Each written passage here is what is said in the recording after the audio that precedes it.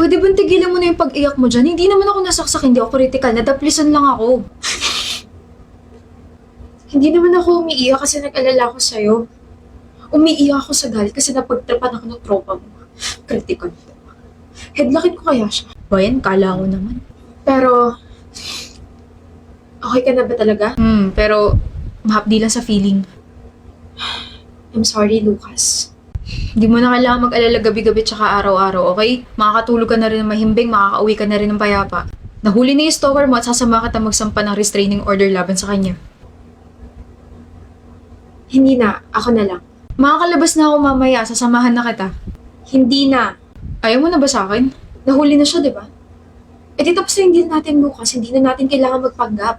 Also, dun sa nabasag mong phone, I promise, I'll pay you. Siguro babayaran kita in 2 months, in 3 months, pero I promise I'll pay you. Ano ba sinasabi mo dyan, Iris? Thank you sa 4 months sa pagstay sa tabi ko.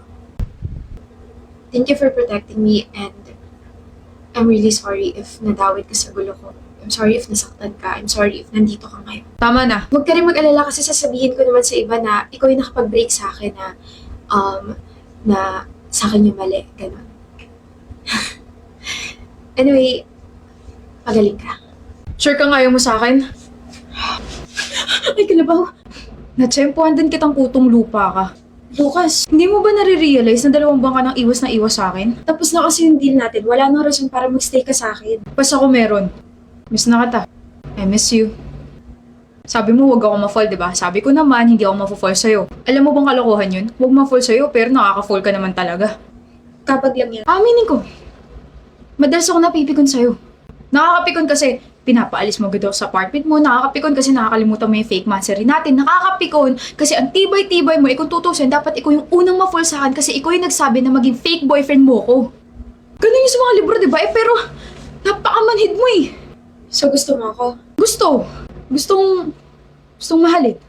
Nagsasabi nga ng totoo yung stalker ko. Ha? Nakausap ko siya last week tapos nagkwento rin siya kung paano mo siya nahuli. Hindi ko pa rin umaalis?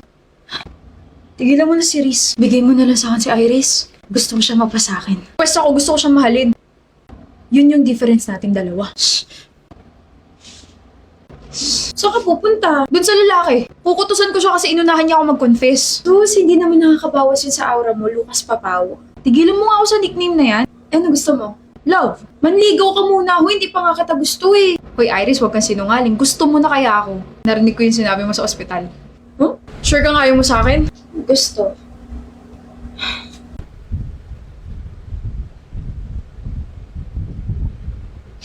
Well, sinabi ko lang na gusto pero hindi ko sinabing gusto kita. Mas gusto rin kita.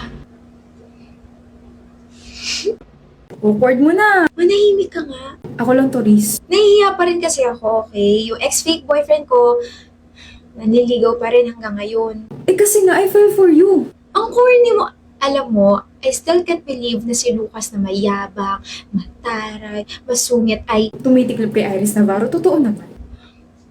Pwede ka namang kiligin, I won't judge you. Ikaw kaya yung kinikilig, tignan mo yung ngiti mo. Malamang, ikaw yan eh. Nakakainis. Ka namang pahalata na gusto mo rin ako, ano ba yan? Pinapahalata ko na kasi. Yun! Nga pala, yung mga atraso ko sa'yo, bayad na ako ron ah. Wait, nag-transfer ka ng pera? Sabi ko naman sa'yo, huwag mo na bayaran yung phone ko. Binabayaran na kita ng oo ko. Huh? Sinasagot na kita. Kulang yung bayad mo. Huh? Kulang ng kiss dito. Buisit ka talaga, luka-luka. Luka-luka sa'yo. Hi girls, have you seen my vlog? Oh my gosh, yes, super ganda ng Barcelona. Alam mo, feeling ko nandun ako kasama ka. Tapos yung mga haul ng mga clothes mo. Girl, ang gastos in fairness ha. I just spent 700,000 pesos. Sa mga bags mo pa lang, mabubutas na yung wallet mo. Ano ka ba, Kara? Never mabubutas yung wallet ko. Dad just transferred a lot of money in my bank account, so why not spend it, right? Tapos alam niyo ba, muntik ko pang awayin yung friend ng cousin ko kasi I wanna buy a bag in red and blue. Tapos bigla siyang humirit ng, one bag is enough. Nakakairita, di ba? Ah, pakilamera? I know, that's such a poor people word. Excuse me? Come on, Jamie. If you settle for one, it shows that you can afford more and nakakalungkot yun. Wait, na-offend ka ba? Baka hindi mo rin afford. The heck, Denise? Just kidding. I have pasalubongs for you girls. There is a car. Yo, Denise, this party is great. I mean, how did you even get us this entire beach? Philip, my dad is the mayor. He closed it for maintenance on paper, but in reality, it's my playground for the weekend. That's cool.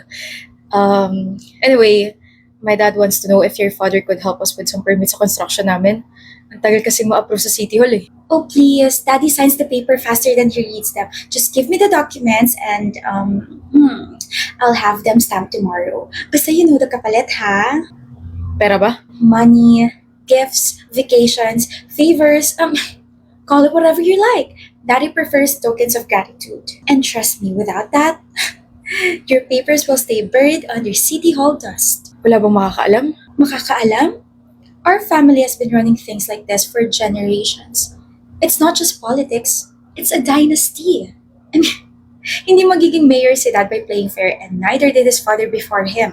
Every favor, every token of gratitude, every little shortcut, it all keeps the family on top. Oh, Philip, lahat tayong mayayaman, especially my family, rules aren't meant for us. We own them. We bend, we twist, even break them, and no one dares to fight back. I mean, that's the beauty of it. People still think the system works when really this city, it's already ours. And it always will be. Kapag gustuhin ko tumakbo ako mayor, for sure mananalo ako, but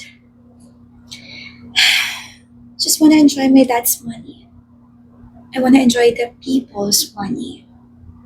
If you know what I mean. your family is Corrupt, and cool. but powerful. My siblings and my whole family are very privileged. Permits approved before anyone sees them. Private islands for vacations. Designer wardrobes. So Philip, kung gusto mo mapabilis sa mga bagay-bagay, tandaan, power isn't given. It's inherited. And enjoy it. Oh, Have you seen the news? Ang lala ng baha ngayon. Oh my gosh, good thing I'm living in a condo where everything is accessible. tone deaf. What? Ang insensitive lang pakinggan knowing na sinasabi ni Kara na grabe yung baha, under pa mismo sa leadership ng daddy mo, Denise. So? Ano show? Bakit parang sinisisi mo ko, Janie? Come on, hindi ko naman kasalanan na binabaha sila. Hindi na rin responsibility ni Daddy na umulan na sobra. Like, he's not God, he's the mayor. And besides, people exaggerate. Kung talaga nahihirapan sila, maybe they should have prepared better. Or, dapat nagtrabaho sila na sobra para nakatira sila sa condo like me. Wow! So convenient, no? Pagdating sa mga donations, credit sa daddy mo. Pero pagdating sa mga baha at paghihirap, biglang, he's not God. Stig. Selective accountability. What are you implying ba? Sira na araw ko.